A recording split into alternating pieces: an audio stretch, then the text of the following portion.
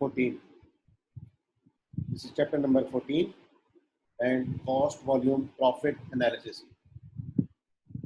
इस चैप्टर में बेटा हमने ये करना है कि हमने इसको ब्रेक इवन भी कहा जाता है, ब्रेक इवन एनालिसिस। कि हमें जैसे एक स्टार्ट करता है नया बिजनेस, तो नए बिजनेस में हमारा ऑब्जेक्टिव ये होता है कि इस बिजनेस से हमें लॉस ना हो, हम जल्द अज जल्द उस पॉइंट पे पहुंच जाएं, उस लेवल ऑफ सेल्स पे पहुंच जाएं जहां पे हमें कम से कम no profit no loss, and that is a point of break even. Okay, क्योंकि जितनी जल्दी हम उस लेवल पे पहुंचेंगे तो हमारे लॉसेस की पीरियड कम हो गए और फिर उससे आगे हम प्रॉफिट के डोमेन में चले जाएंगे। तो ये मेथड हमें फैसिलिटेट करता है कि to know the sales level to reach at a break even point, और फिर उससे आगे हम जब जितना आगे बेहतर होते जाएंगे उससे कहा जाता है मार्जिन ऑफ सेफ्टी, कि हम कितने सेफ हैं। अगर हमारे बिजनेस की सेल्स गिर भी गई तो हम ब्रेक इवन से बेहतर ही रहेंगे।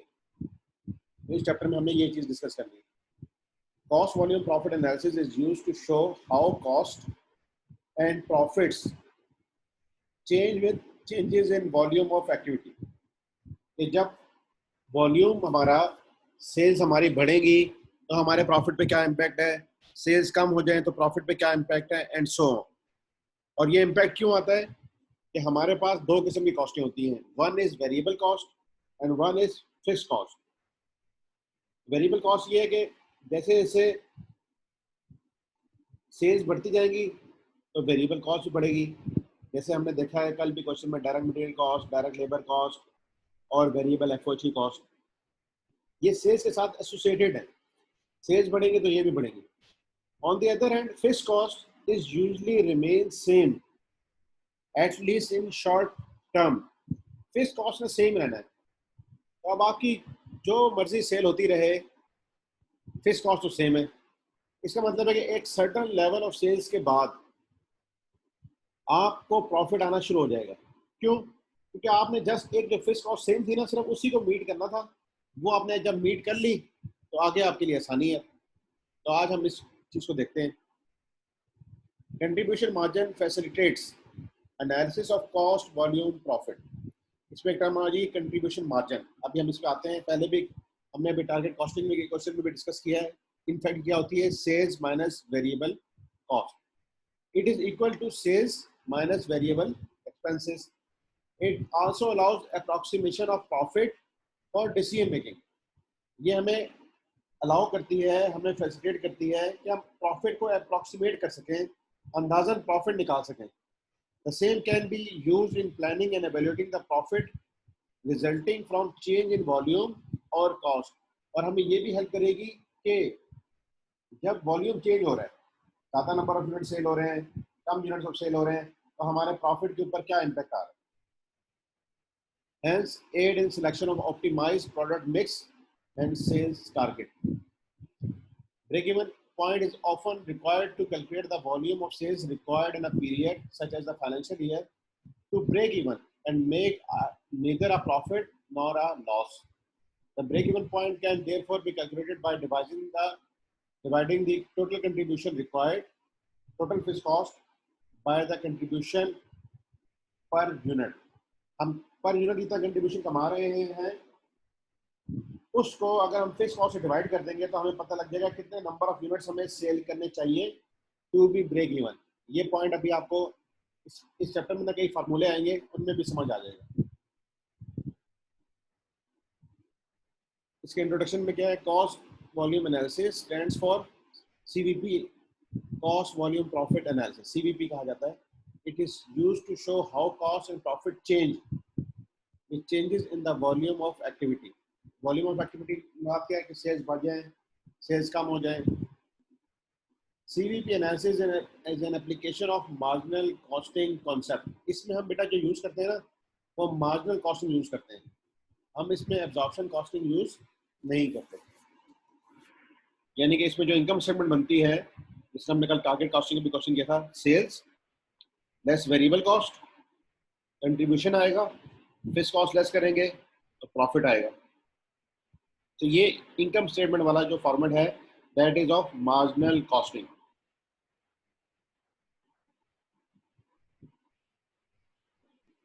जितने यूनिट्स आपने सेल किए into cell price per unit, जितने यूनिट सोल्ड किए उन्हीं की वेरिएबल कॉस्ट पर यूनिट। तो इनफैक्ट ये आपके पास जितने यूनिट सोल्ड किए उनका कंट्रीब्यूशन मार्जिन पर यूनिट के साथ मल्टीप्लाई करके ये टोटल कंट्रीब्यूशन आ जाएगा। फिर लेस करेंगे फिक्स कॉस्ट तो आपके पास प्रॉफिट आ जाएगा। ठीक है, जैसे इन्होंने लिखा हुआ भी है, total contribution is equal to contribution per unit into number of units sold, number of unit sold into contribution per unit करके आपके पास ये इनकम स्टेटमेंट आ जाएगी। अब बेटा ऐसी कुछ अजम्पशंस हैं, ठीक है, उन एजम्पशंस को फॉलो करना है हमने हर क्वेश्चन में। क्या कॉस्ट आर आइदर फिक्स्ड और वेरिएबल, दो कैटेगरी में हमें उनको लेके जाना है। जैसे देखो यहाँ पे या तो वेरिएबल कॉस्ट है या फिक्स्ड कॉस्ट है। अब जैसे कुछ सेमी वेरिएबल कॉस्टें होती हैं, जैसे टेलीफोन का बिल है, तो हमने उसको high and low point method से अंडरस्टैंड किया हुआ है कि कैसे हमने उसको ब्रेक करना है। या जब बजटिंग हमने पढ़ी तो हमने लीनियर रिग्रेशन एनालिसिस पढ़ा था, उसमें भी हमने y equal to a plus b x करके देख लिया था कि a जो है हमारे पास फिक्स कॉस्ट है और b जो है हमारे पास वेरिएबल कॉस्ट है, हमने उसको कैसे ब्रेक करना होता है। The variable cost per unit is the same at all level of activity, यानी कि वेरिएबल कॉस्ट अगर पर यूनिट 2 रुपये आ रही है तो सारे यूनिट के ऊपर 2 ही रहेगी।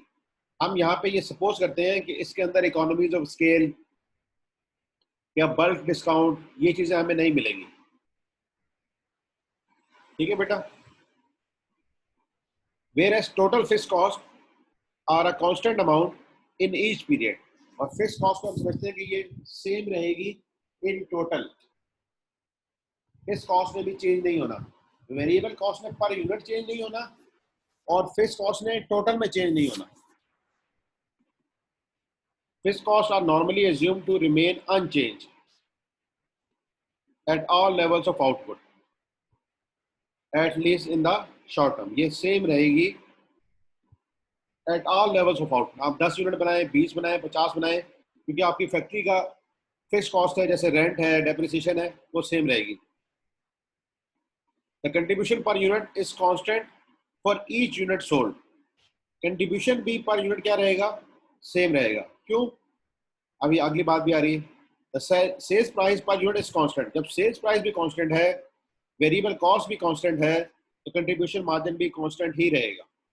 क्यों बेटा, क्यों, देखो सेल्स लेस वेरिएबल कॉस्ट करते हैं तो कंट्रीब्यूशन आता है, जब ये भी पर यूनिट कांस्टेंट रहेगी, ये भी पर यूनिट कांस्टेंट रहेगा, तो कंट्रीब्यूशन भी पर यूनिट कांस्टेंट रहेगा।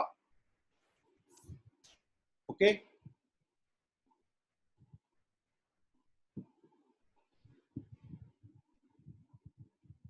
the sales price per unit is constant for every unit of product sold. Therefore, the contribution to sales ratio is also a constant value at all levels of sales. वही बात उन्होंने कर दी। If sales price per unit, variable cost per unit, and fixed costs are not affected by volume of activity, sales and profit are maximized by maximizing total contribution. ये repeat कर देता हूँ और table में बता देता हूँ। If sales price per unit, variable cost per unit, and fixed costs are not affected by volume of activity, sales and profit are maximized by maximizing total contribution. देखो बेटा, वो पूछ रहे हैं कि प्रॉफिट कैसे मैक्सिमाइज होगा, फिक्स कॉस्ट ने तो सेम रहना ना, तो अगर हम इसको बढ़ाते जाए कंट्रीब्यूशन को, तो हमारा प्रॉफिट बढ़ता रहेगा। अब कंट्रीब्यूशन कैसे बढ़ेगा बेटा, जब हम नंबर ऑफ यूनिट सोल्ड बढ़ा दें, क्योंकि sale price per unit same है, variable cost per unit same है, कंट्रीब्यूशन पर यूनिट सेम है। पर यूनिट कैसे सेम है, जैसे सपोज करते हैं कि हमारी सेल प्राइस है 10 रुपीज़ और वेरिएबल कॉस्ट है 9 रुपीज़, तो हमें हर एक यूनिट के ऊपर कितना फायदा हो रहा है, 1 रुपी का कंट्रीब्यूशन मार्जिन आ रहा है हमें पर यूनिट 1 रुपी। ओके, तो हमें जितने नंबर ऑफ यूनिट्स बिकते जाएंगे ज्यादा, हमारा ये टोटल कंट्रीब्यूशन बढ़ता जाएगा। फिक्स कॉस्ट ने तो सेम ही रहना है, तो हमारे पास प्रॉफिट इंक्रीज कर जाएगा। ठीक है, क्योंकि बेटा बात, अच्छा जी, आप आगे चलते हैं। तो यहाँ से आपको आइडिया हो गया कि fixed cost same, contribution per unit same, variable cost per unit same, cell price per unit same. जब ये सारी चीज़ें सेम है, ठीक है, तो इफेक्ट कहाँ से आएगा? नंबर ऑफ यूनिट से। जब नंबर ऑफ यूनिट ज़्यादा सेल होंगे तो हमारा प्रॉफिट बढ़ जाएगा, जब कम सेल होंगे तो कम होगा। अब बात आ गई कंट्रीब्यूशन की। Contribution is a key concept. Contribution is measured as sales revenue less variable cost. आप बेशक ये पर यूनिट में कर लें, बेशक ये टोटल में कर लें, इससे कोई फर्क नहीं पड़ता। और प्रॉफिट कैसे आता है? प्रॉफिट इज मेजर्ड एज जो कंट्रीब्यूशन आ गया है उसमें से फिक्स्ड कॉस्ट लेस कर दें, जैसे यहाँ पे आपके सामने हो रहा है। तो बेटा जिस तरह कल हम कॉन्सेप्ट कर रहे थे, तो कंट्रीब्यूशन कैसे आता है? Sales minus variable cost, contribution आ रहा है। और एक और तरीका जो हमने कल भी डिस्कस किया था, प्रॉफिट प्लस फिक्स्ड कॉस्ट को करेंगे ना अगर आप, जब भी कंट्रीब्यूशन आ जाएगा। So many problems solved using CVP analysis. Use either contribution per unit (CPU) or CS contribution to sales ratio. ये contribution margin per unit in rupees क्या है, और अगर हम परसेंटेज लेना है तो हम कंट्रीब्यूशन टू सेल्स रेशो ले लेते हैं।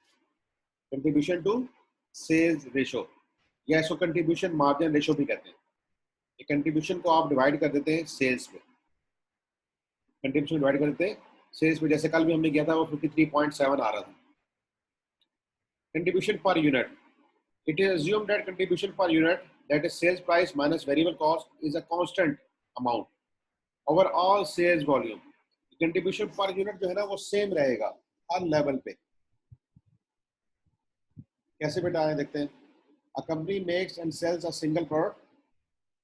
The product has a variable production cost of ₹8. This is a variable production cost and a variable selling cost of 1. ठीक है, तो टोटल वेरिएबल कॉस्ट कितनी होगी बेटा पर यूनिट? 9। और टोटल फिक्स कॉस्ट है प्रोडक्शन, एडमिन, सेल्स, डिस्ट्रीब्यूशन, हमने सारी फिक्स कॉस्ट लेनी है। Are expected to be 500,000। Selling price है 16। तो जरा बताएं पर यूनिट कंट्रीब्यूशन मार्जिन कितना होगा बेटा? 3। हाँ सर ये 19 माइनस 16 होगा। 16 माइनस 19। हाँ कितना?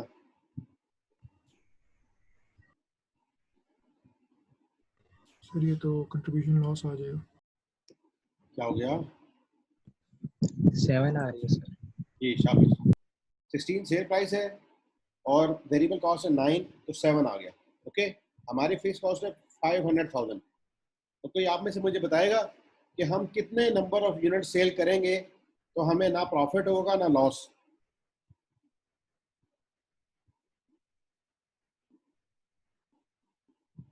वैसे ही अपनी जो कॉमन अंडरस्टैंडिंग है उसके साथ करें। अभी हम इनके फार्मूलों पे नहीं आ रहे, एक जनरल कॉन्सेप्ट डेवलप कर रहे हैं।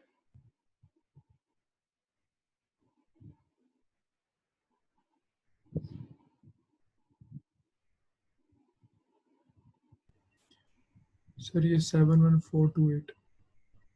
जी बेटा 71428। 7 1428.5। शाबाश, वेरी गुड वेरी गुड, शाबाश वेरी गुड। तो बेटा हमें यहाँ तौहीद ने आंसर दिया है 71,428। अगर हम इतने यूनिट्स बना लेंगे तो हम ब्रेक इवन पे होंगे। आइए इसको देखते हैं। Profit at sales volume of 70,000, 80,000 and 90,000 can be calculated as follows. वो हमें बता रहे हैं। लेकिन सेल्स प्राइस है 16, वेरिएबल कॉस्ट है 9, कंट्रीब्यूशन मार्जिन होगा 7। जब हम 70,000 बना रहे हैं तो हमें 10,000 का नुकसान है। जब 80,000 बना रहे हैं तो 60,000 का प्रॉफिट है। जब 90,000 बना रहे हैं तो 1,30,000 का प्रॉफिट है। ठीक है, ये सामने आपके हुआ है 70,000 into 16, 80,000 into 16, 90,000 into 16। Like by 70,000 into 9, 80,000 into 9 and 90,000 into 9। आप इसमें से ये लेस कर दें, या 70,000 into 7, 80,000 into 7 and 90,000 into 7।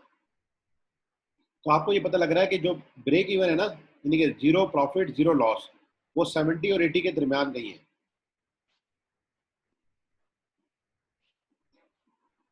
a loss is incurred at 70,000 units of sales because total contribution is not large enough to cover fixed cost. देखो contribution कितना आ रहा है 490 490,000 which is less than fixed cost.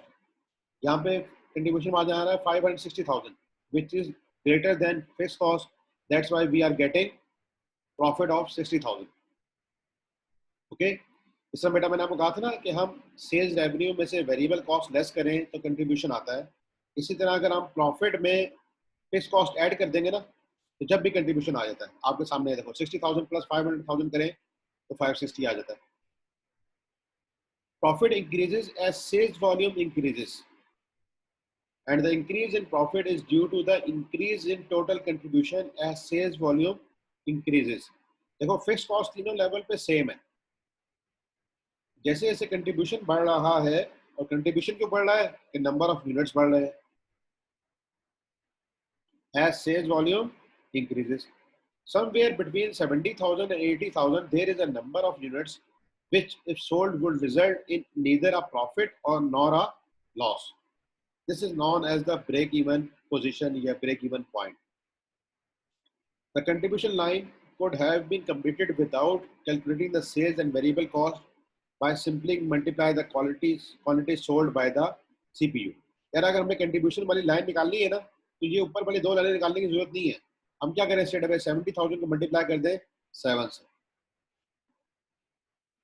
Considering fact as before, calculating total contribution as the number of units into contribution per unit would be as follows.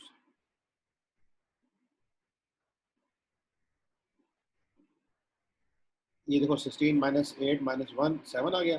70,000 पे उन्होंने लिख दिया 490, 80 पे रख दिया 560, 90 पे रख दिया 630 और फिक्स कॉस्ट हमारी वही रही है. तो हमारे पास प्रॉफिट लॉस आ गया एट डिफरेंट स्टेजेस.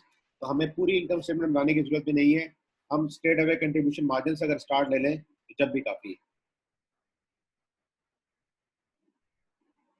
ठीक है बेटा. अच्छा आगे आते हैं. Jimco makes and sells a single product P. It is currently producing 112,000 units per month and is operating at 80% of full capacity. तो बेटा इसकी full capacity कितनी होगी?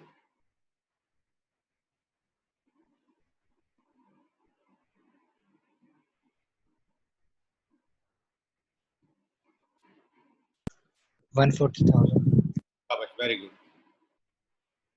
ये 112 जो है 80% है तो हम 112 को 80 पे डिवाइड कर देंगे, मल्टीप्लाई बाय 100 कर दें या 0.8 कर दें या 80% कर दें तो आंसर आ जाएगा हमारा 140.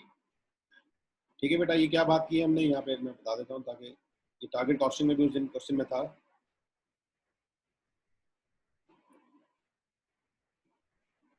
कि 112,000 जो है ये 8 सेल्फ कितने परसेंट है 80%. तो अगर हमें इसका 100% मालूम करना हो तो दिस क्योंकि ये खुद ये है ना इसे डिवाइड कर देंगे बस. तो ये हमारे पास 100% कैपेसिटी आ गई. और अगर आप इसका दोबारा 80% रख के देखना चाहो तो 140 को 80 से मल्टीप्लाई कर दो देखो 112 ही रहेगा.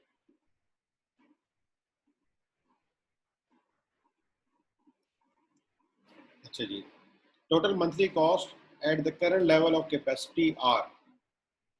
टोटल मंथली कॉस्ट ये टोटल दे दिए 611. At 100% capacity, total monthly cost would be 695,000. ये अभी इस लेवल पे इतनी है और जब हम 100% लेवल पे जाते हैं तो वो 695 हो जाती है. Fixed cost would be the same per month at all levels of capacity between 80% and 100%. Fixed cost आपकी सेम रहती है between 80% and 100%. At the normal selling price of product P, the contribution sales ratio is 60%. At normal selling price for product P, the contribution sales ratio is 60%. ये क्या मतलब है बेटा कि अगर सेल्स है 100 की तो वेरिएबल कॉस्ट है कितने की बेटा?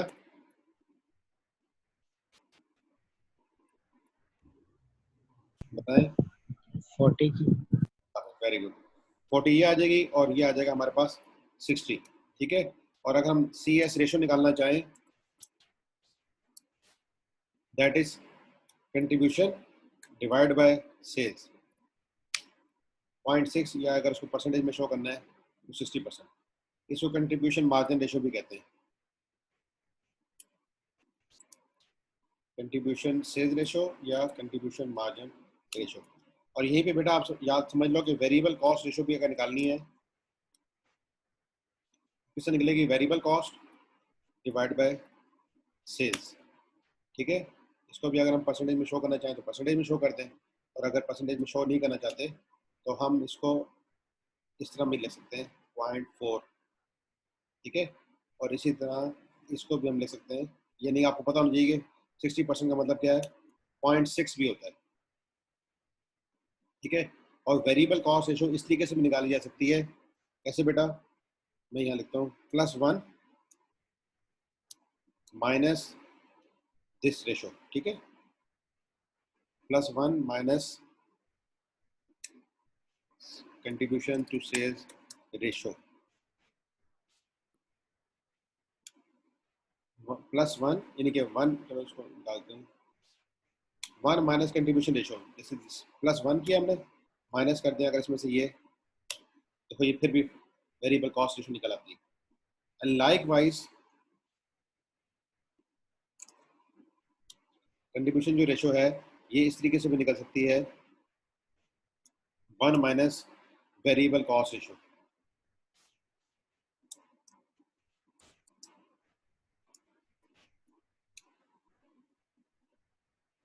यानी कि क्या होगा, +1 माइनस दिस, क्योंकि ये दोनों ही है ना, ये इसमें से ये निकालते हैं तो ये आता है, या इसमें से ये निकाल देंगे तो वो आ जाएगा, ठीक है। यानी अगर हम इसको यूं भी लिख लें,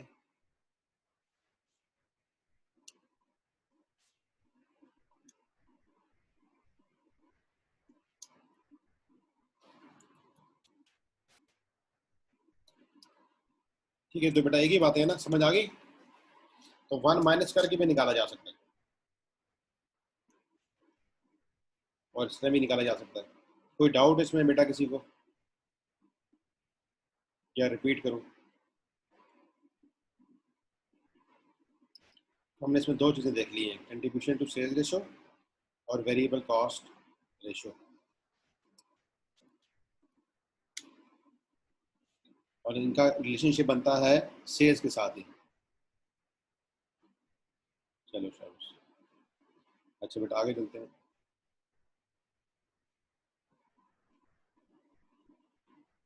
The variable cost per unit of product P and total fixed cost per month would be calculated as 100% capacity each month है 140,000, using high and low analysis हमने यहाँ पे किया, तो 140,000 पे हमारी कॉस्ट आ रही है 695, क्वेश्चन में उसने बताई है कि जब आप फुल कैपेसिटी पे काम करते हैं एट 100% कैपेसिटी पे आपकी कॉस्ट है 695,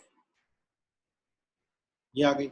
और जब आप 112 पे हैं तो आपकी कॉस्ट है 611, ये उसने बताई हुई है। Total monthly cost at the current level of capacity 611, दोनों का डिफरेंस निकाला बेटा, ये कॉस्ट का डिफरेंस आ गया, ये नंबर ऑफ यूनिट्स का डिफरेंस आ गया। तो कॉस्ट को हम ऊपर रखते हैं, यूनिट्स को नीचे रखते हैं, cost divide by units is ₹3।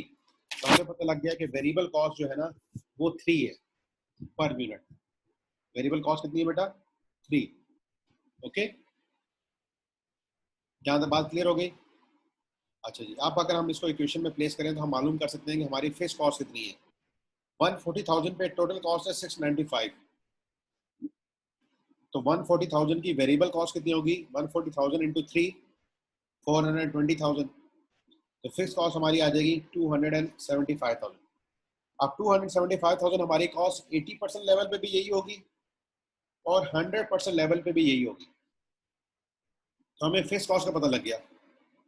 In addition, if it is required to calculate the current normal sales price per unit and the contribution per unit at the price, the same would require following calculation. हमें बेटा ये पता है contribution to sales ratio कितनी है 60%, और हमें ये भी पता लग गया कि वेरिएबल कॉस्ट रेशो कितनी है 40%। तो अगर हम आ जाएं कि ये 40% है, ठीक है, और ये निकल कितनी रही है हमारे पास ₹3, ठीक है बेटा, कितनी निकलनी है?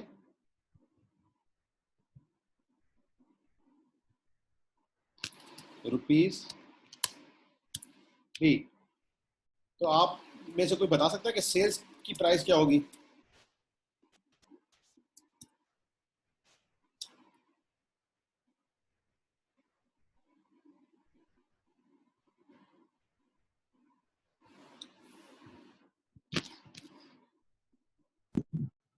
सेवन 7.5 कितनी आ रही है? 7.5 7.5। अच्छा बेटा, देखते हैं कैसे। 3 को हम डिवाइड कर देंगे 50%। डिवाइड बाय 40%, ठीक है, क्योंकि 3 खुद 40% है। तो सेल्स प्राइस हमारे पास आ गई 7.5। सेल प्राइस इज 7.5, ठीक है। तो अगर हम यहाँ पे 7.5 रख के देखें, ठीक है, तो वेरिएबल कॉस्ट कितने परसेंट होगी बेटा इसका? 40%। 3 हो गया, ठीक है। और कंट्रीब्यूशन कितना आ जाएगा? 4.5। ओके,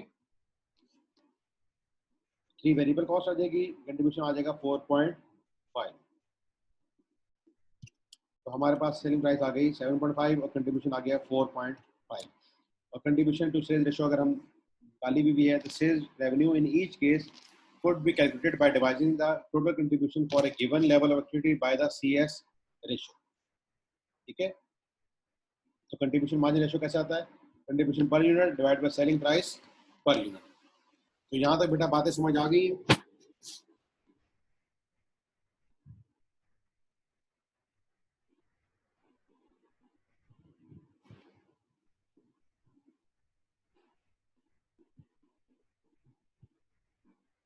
ठीक है, अब आगे चलते हैं।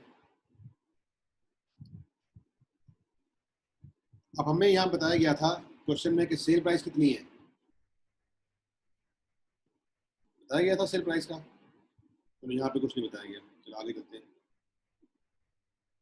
कहता है जो एग्जांपल 1 में हमने डाटा लिया था ना, वहाँ पे हमने सेल प्राइस ली थी 16, और अगर हमारा कंट्रीब्यूशन आ रहा था 7, तो 7 डिवाइड बाई 16 करें तो बनता है 0.4375। जो ये वाला क्वेश्चन था ना, ये वाला 7 को डिवाइड कर देंगे अगर आप 16 से, तो आपके पास कंट्रीब्यूशन मार्जिन आ जाएगा 0.4375। या अगर आप इसको परसेंटेज में देखना चाहेंगे, जैसे अगर हम ये करें 16, कंट्रीब्यूशन मार्जिन यहाँ पे कितना था? 7, ठीक है। और वेरिएबल कॉस्ट यहाँ पे थी 9, याद है ना, ये वेरिएबल कॉस्ट है। अगर हमने इसका कंट्रीब्यूशन मार्जिन रेशियो निकालना हो, कैसे निकलेगा बेटा? दिस 7 डिवाइड बाय 16, ठीक है, दैट इज 7 डिवाइड बाय 16, या के 0.4375। और अगर हमने इसको परसेंटेज में दिखाना है तो ये हो जाएगा 43.75%, ठीक है। तो ये हमारे पास क्या निकल आई? CS ratio. और अगर हमने वेरिएबल कॉस्ट रेशो निकालनी हो तो कैसे निकाल सकते हैं? 1 माइनस करके भी निकाल सकते हैं, ठीक है। 1 माइनस करके अगर निकालना हो तो देखो +1 माइनस दिस, ये निकल आई 56.25। और आप इन दोनों को जमा करेंगे तो ये 1 के इक्वल भी आएगा, ठीक है। ये बात समझ आ गई? आगे चलते हैं। तो ये 490,000 कंट्रीब्यूशन मार्जिन था, ये इसकी वो है कंट्रीब्यूशन मार्जिन सेल रेशो है। जब इसको डिवाइड किया इसके साथ तो ये सेल्स रेवेन्यू निकला है, ये सेल्स रेवेन्यू निकला है और ये सेल्स रेवेन्यू निकला है। और आपने देखा था कि 90,000 में जब हम सेल कर रहे थे तो यही हमारा रेवेन्यू था। जब 80,000 पे सेल कर रहे थे तो यही हमारा रेवेन्यू था, और जब 70,000 यूनिट सेल कर रहे थे तो यही हमारा रेवेन्यू था। 1120 अगर आप देखना चाहें, 1120, 1280 एंड 1440। तो ये आपको रिवर्स कैलकुलेशन में भी ये चीज़ें हेल्प करेंगी, ठीक है। कंट्रीब्यूशन अगर आपको टोटल दे दिया जाए और कंट्रीब्यूशन रेशो दे दी जाए, इसको इससे ऊपर आप डिवाइड करेंगे तो ये सेल्स रेवेन्यू निकला है। करके देख लें।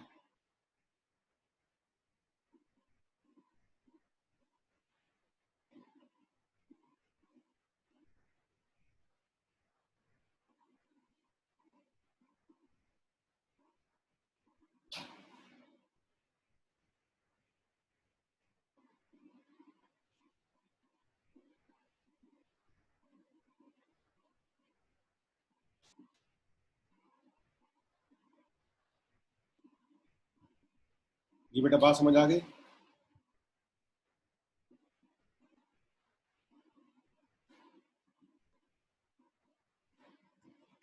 तो हमें कंट्रीब्यूशन पता हो और हमें कंट्रीब्यूशन की रेशो पता है तो उसको इससे डिवाइड करके भी हमारे पास टोटल सेल्स की फिगर आ सकती है। अब हमारे ब्रेक इवन एनालिसिस पे ये हमें गाइड करेगा कि हमें कितने नंबर ऑफ यूनिट सेल करने चाहिए to have a position of no profit और नो लॉस।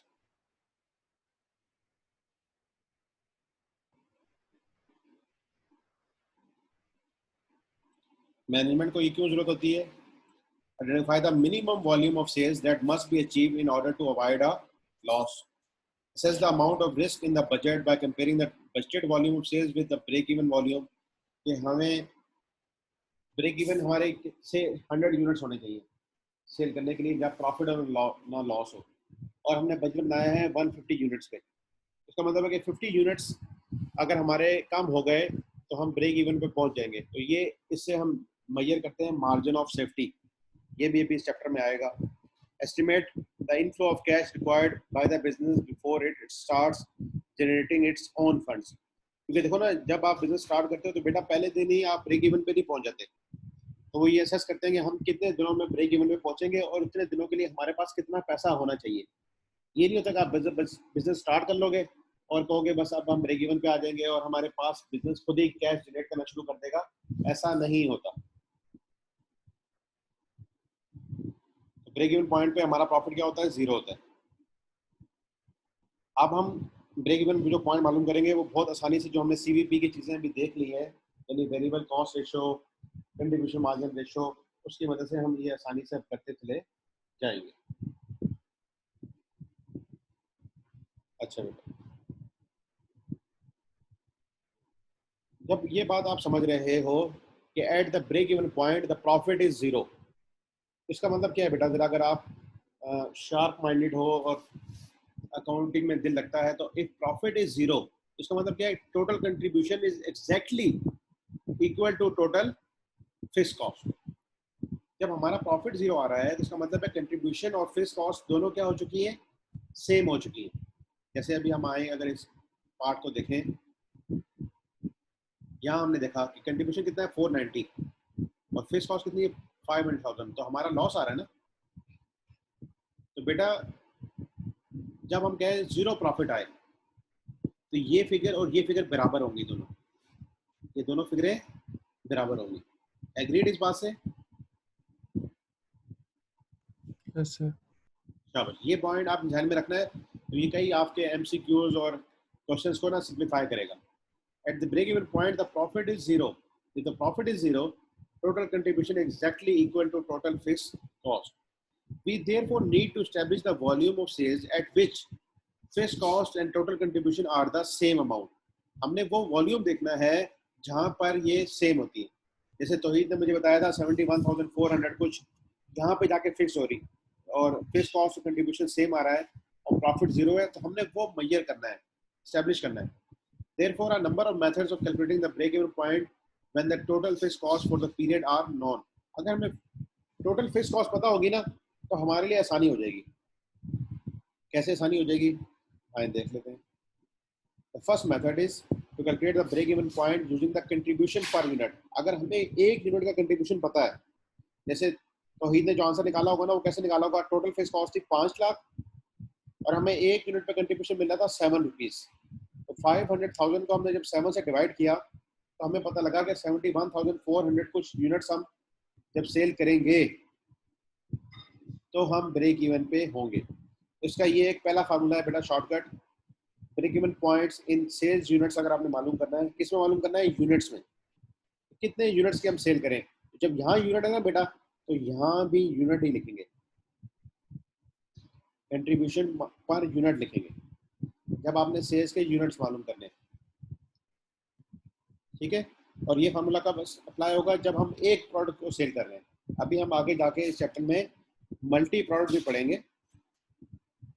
इसको पढ़ेंगे मल्टीपल प्रोडक्ट। जैसे अगर आप इस चैप्टर के क्वेश्चन में आए, देखिए ये है मल्टी प्रोडक्ट सीवीपी एनालिसिस। अभी हम जो क्वेश्चन कर रहे हैं वो सिंगल प्रोडक्ट का कर रहे हैं।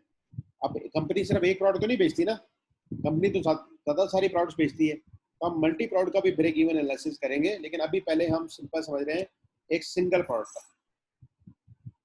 अच्छा जी, तो इसका फार्मूला क्या है बेटा? Break even point express as a number of units, कि हम कितने नंबर ऑफ यूनिट सेल करें तो हम ब्रेक इवन पे आएंगे। तो total fix cost divide by contribution per unit. Total fix cost जो है वो तो सेम रहती है as a total contribution required to break even. जब फिक्स कॉस्ट इतनी है तो कंट्रीब्यूशन भी हमें इतना चाहिए। तो अगर हम एक यूनिट पे इतना कंट्रीब्यूशन कमा रहे हैं तो कितने नंबर ऑफ यूनिट सेल करेंगे तो टोटल कंट्रीब्यूशन कमा लें। And the break even point can therefore be calculated by dividing the total contribution required, that is total fixed cost, by the contribution per unit. Remember to include any variable selling and distribution cost in calculation of the variable cost per unit and contribution per unit. आपने सारी variable cost लेनी है contribution निकालने के लिए, बेशक वो production की हैं या नहीं, बेशक मार्केटिंग की हो, सेलिंग की हो, एडमिन की हो, सारी, क्योंकि मार्जिनल कॉस्टिंग में जब हम इनकम स्टेटमेंट बनाते हैं, हम सेल में से सारी की सारी वेरिएबल कॉस्ट लेस करते हैं, इसलिए उसने ये पॉइंट लिखा है। Once the break-even point is calculated as a number of units, it is easy to express in terms of revenue. अब आपके पास यूनिट्स आ गए ना, और अगर आपने डॉलर में या रुपीस में निकालना है तो आसान है। कैसे? नंबर ऑफ यूनिट्स आए उनको मल्टीप्लाई कर दें उसकी सेलिंग प्राइस पर यूनिट से, जब भी आपके पास आंसर आ जाएगा इन रुपीस। अभी हमने ऊपर वाले फार्मूले से निकाला है इन यूनिट्स, और अगर हमने इन रुपीस निकालना है तो जितने नंबर ऑफ यूनिट्स आए थे उनको पर यूनिट की सेल प्राइस से मल्टीप्लाई कर दें। जैसे हमारे केस में कितनी थी पर यूनिट सेल प्राइस? 16, हम 16 से मल्टीप्लाई करके निकाल लेंगे। अब ये एक एग्जांपल दी गई है, इसको देखते हैं।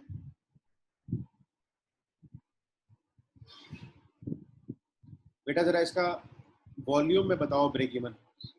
एग्जांपल नंबर 3 आप करें और वॉल्यूम में यानी कि नंबर ऑफ यूनिट्स में बताएं कि कितने यूनिट्स पे ब्रेक इवन होगा।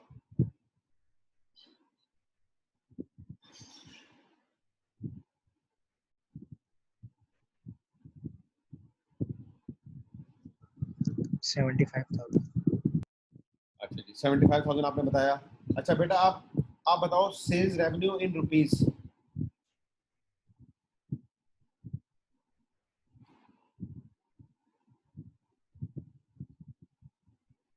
1.5 मिलियन। अपने पास नोट कर लो, बाकी लोग भी कर लें जरा। तो आपके जवाब का इंतजार है। Yes sir, exactly 1.5 million.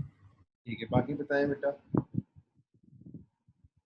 पहली क्वेश्चन क्या है कि हम कितने नंबर ऑफ यूनिट सेल करेंगे कि हम ब्रेक इवन पे हों। पहले नंबर ऑफ यूनिट्स निकाल लें, उसका फार्मूला ये लिखा हुआ अभी आपके सामने। और फिर मैं आपसे पूछ रहा हूँ रेवेन्यू इन रुपीस, तो आपने नंबर ऑफ यूनिट्स निकाल कर मल्टीप्लाई कर देना है सेल प्राइस पर यूनिट से।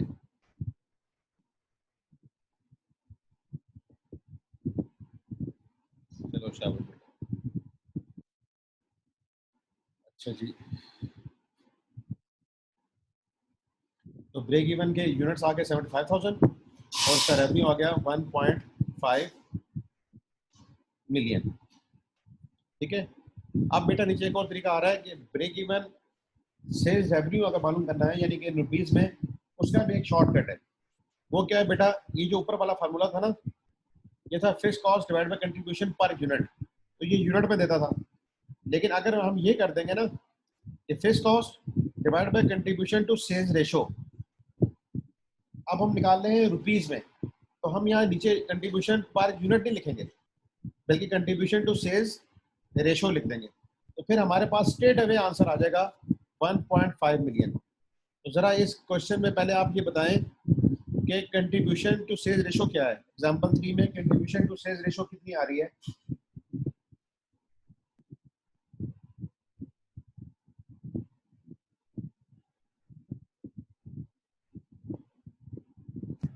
फोर्टी 20%.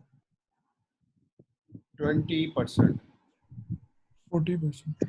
40%। 40%, ये कंट्रीब्यूशन टू सेल्स रेशो आ गई। ठीक है, तो अब आप ये जो फार्मूला मैं आपको बता रहा हूँ इसके तहत जरा करके देखें आपका सेल्स रेवेन्यू मैच कर रहा है।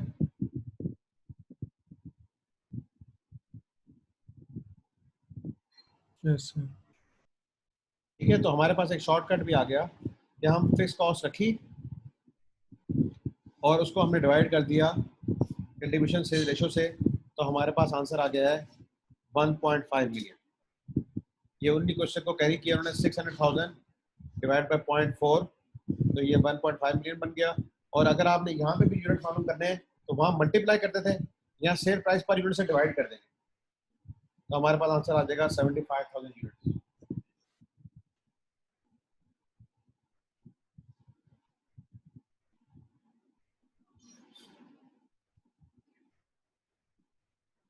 ठीक है बेटा, बात समझ आई? Yes sir.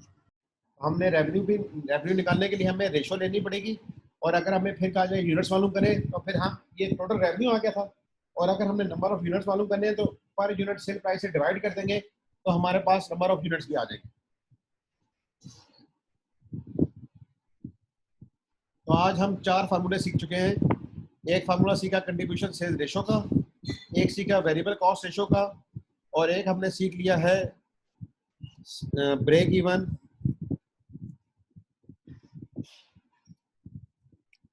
यूनिट्स का, और एक ब्रेक इवन रेवेन्यू का।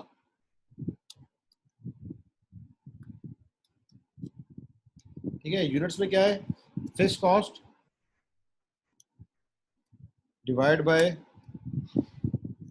कंट्रीब्यूशन पर यूनिट,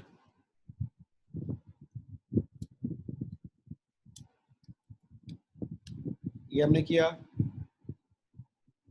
और ब्रेक इवन के रेवेन्यू में जब हमने करना है तो ये फिक्स कॉस्ट डिवाइड बाय हमने कर दिया कंट्रीब्यूशन टू सेल्स रेशो। ये काम बेटा करके हमारे पास यहाँ रेवेन्यू निकल आएगा ब्रेक इवन वाला, और इससे यूनिट्स निकल आएंगे, और हम इसको प्रूव भी कर सकेंगे कि वाकई ऐसा हो रहा है कि ये ब्रेक इवन हो रहा है कि नहीं हो रहा। ठीक है, तो अगर हम इस पे इनकम स्टेटमेंट बना के देखें तो क्या ब्रेक इवन हो रहा है, आए देख लेते हैं। से हम कह रहे हैं 15 मिलियन की हम सेल, 1.5 मिलियन की सेल करेंगे।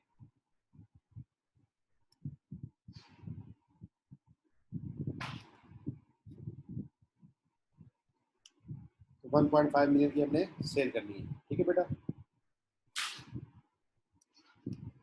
अच्छा जी, कंट्रीब्यूशन मार्जिन रेशो कितनी निकली थी हमारी? 40%। 40%। ठीक है, तो इसको हम ले लेंगे 40%। ये आ गया 600,000। तो वेरिएबल कॉस्ट कितनी आ जाएगी बेटा?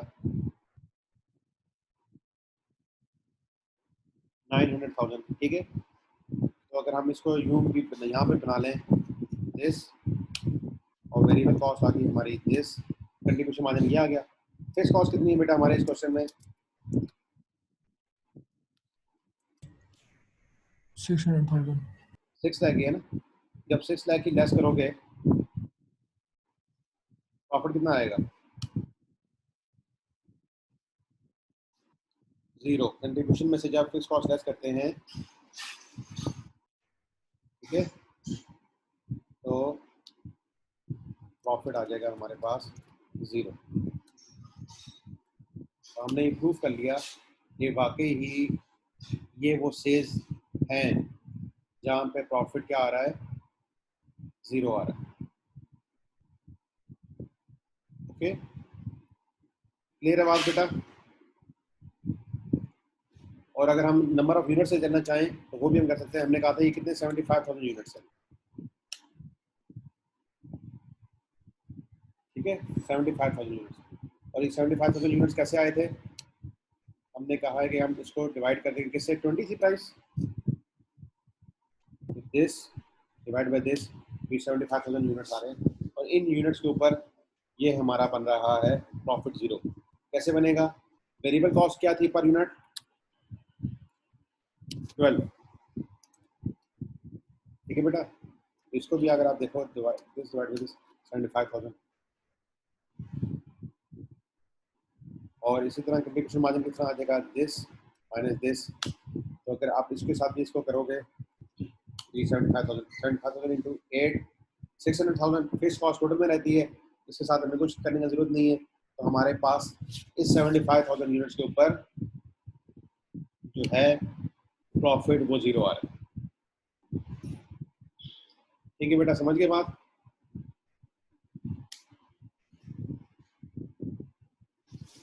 तो हमने इनकम स्टेटमेंट बना के भी देखिए कि बाकी यहाँ पे जीरो आ रहा है कि नहीं आ रहा। आइए देखें, ये एग्जांपल नंबर 5 है। A soft drink company is planning to produce mineral water. It is contemplating the purchase of a plant with a capacity of 100,000 bottles a month.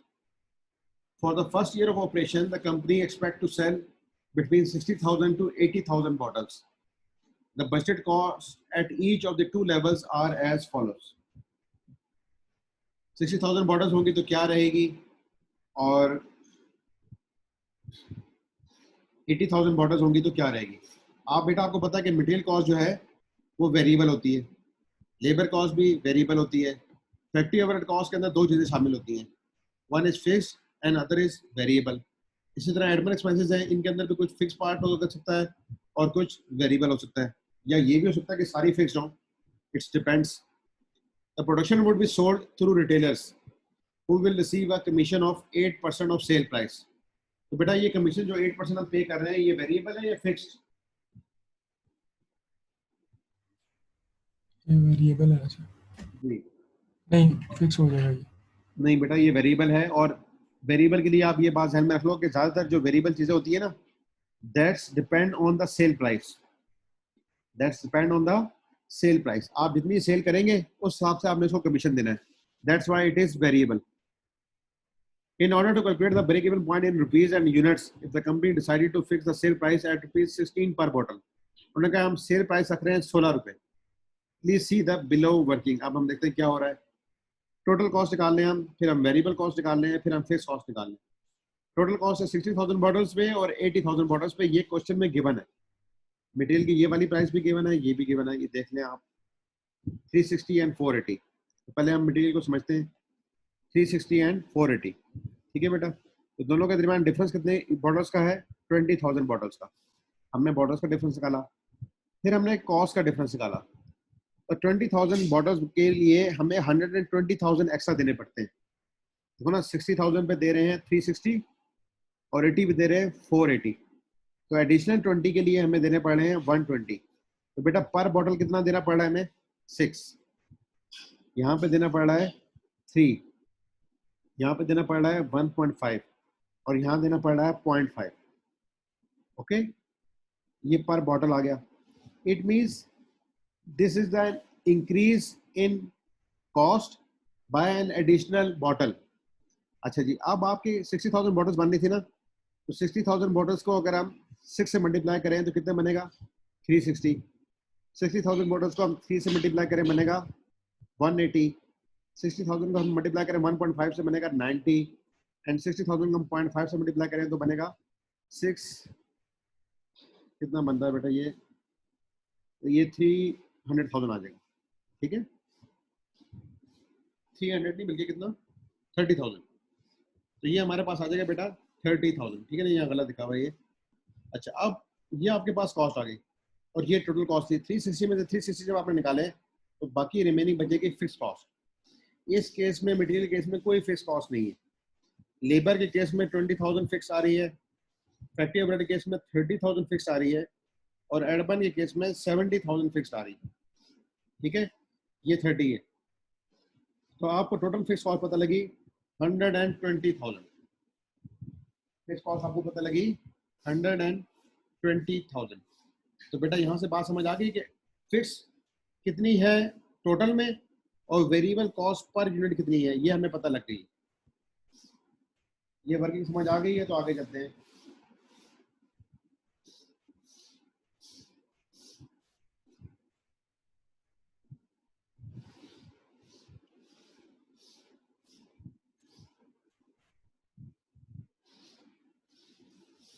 शाबाश।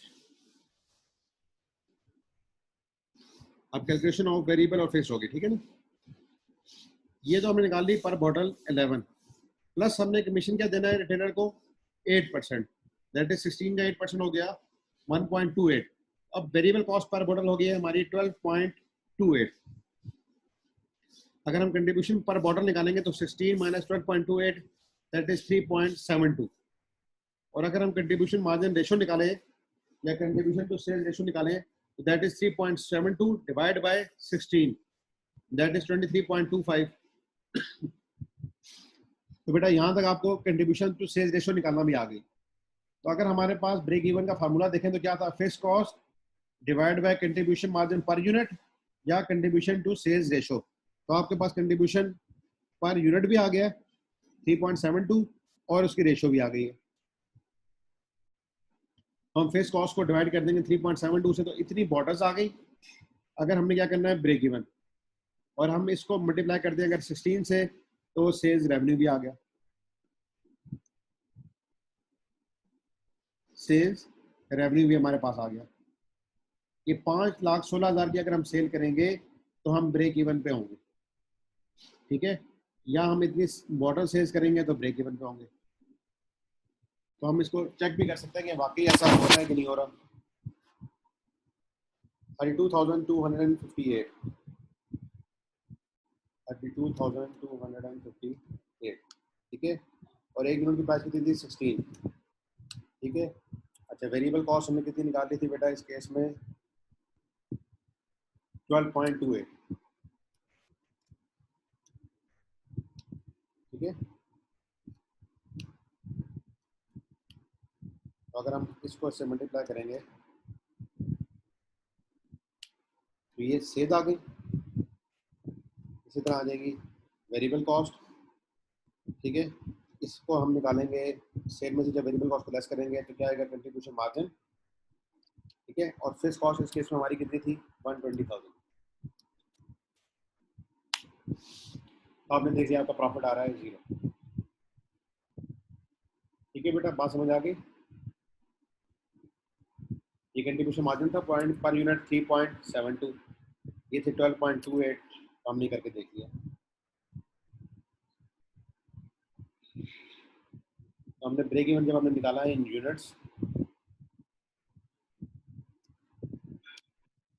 निकाला बेटा, फिक्स कॉस्ट हमने रखी है 120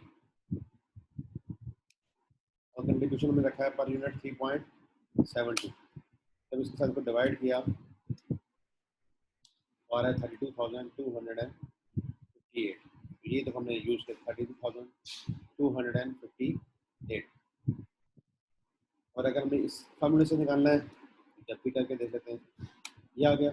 और हम निकाल लेते हैं यहाँ पे इसकी रेशो,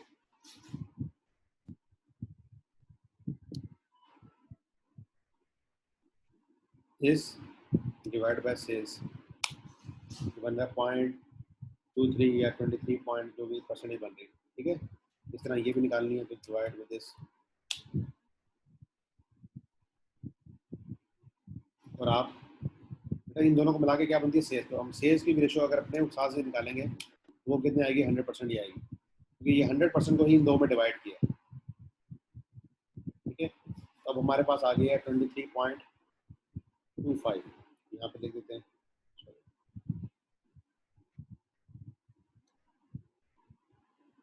ये रखा, इससे डिवाइड किया, ये देखो 516,129, हमारे पास कितना आ रहा था, राउंडिंग 516,128। तो इस तरीके से हमने बेटा ये फार्मूले को यूटिलाइज कर लिया,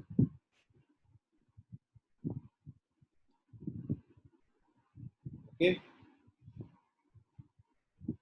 आगे चलते हैं, यहाँ तक हमारी कैलकुलेशन हो गई।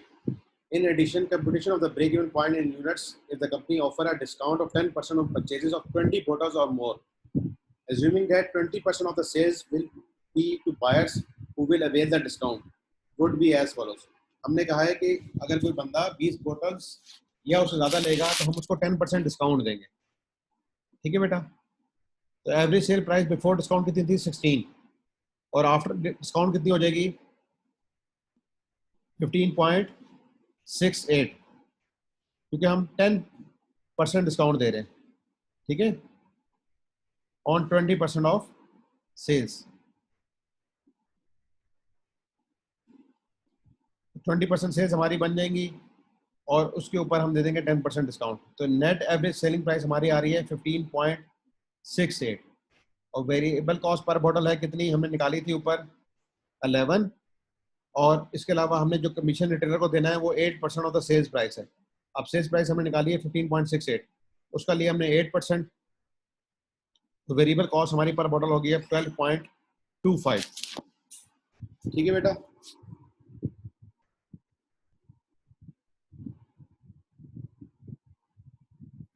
ये जो 10% हमने डिस्काउंट देनी है ये सारी सेल्स पे नहीं देनी है, ये हमने जस्ट 20% सेल्स पे देनी है।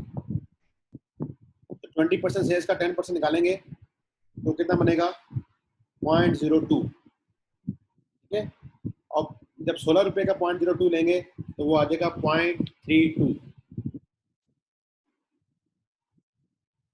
ये कैलकुलेशन समझ आ रही है आपको?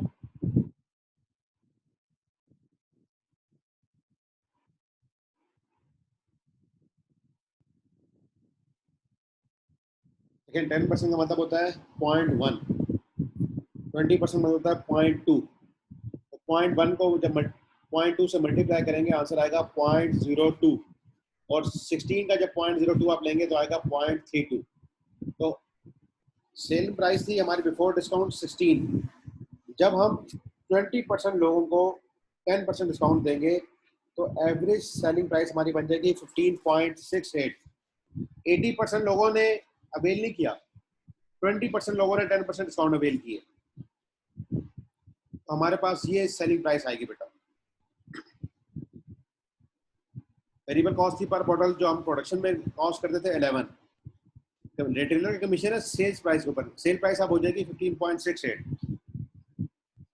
उसका लिए 8%, और वेरिएबल कॉस्ट पर बॉटल अब हो गई है 12.25। तो अब हमने जब इससे सॉल्व करना है तो हमारे पास कंट्रीब्यूशन पर यूनिट आ जाएगा 3.43। कैसे? 15.68 माइनस 12.25, तो ये कंट्रीब्यूशन हो गया 3.43, पहले था 3.72, अब 3.43। फेस कॉस्ट हमारी वही है, डिवाइड बाय दिस किया, तो अब हमें 34,985 बॉटल्स को सेल करना है। बाकी बच्चों को आवाज आ रही है मेरी? तौहीद को आवाज नहीं जा रही? आ रही है सर। ठीक है, चलो तौहीद आप रीलॉग इन करें, तौहीद को मैसेज कर देता हूँ मैं।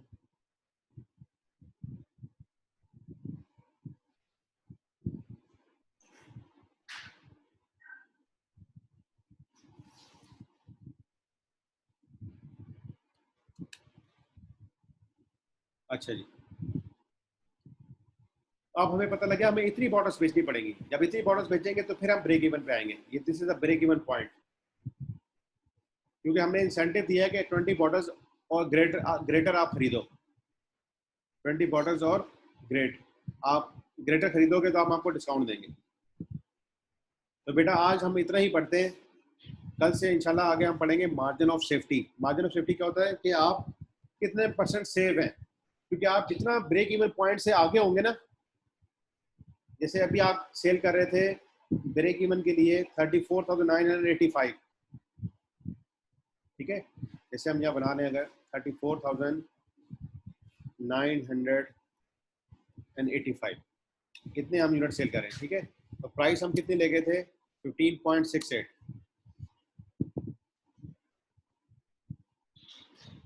और वेरिएबल कॉस्ट हमारी हो गई थी 12.25।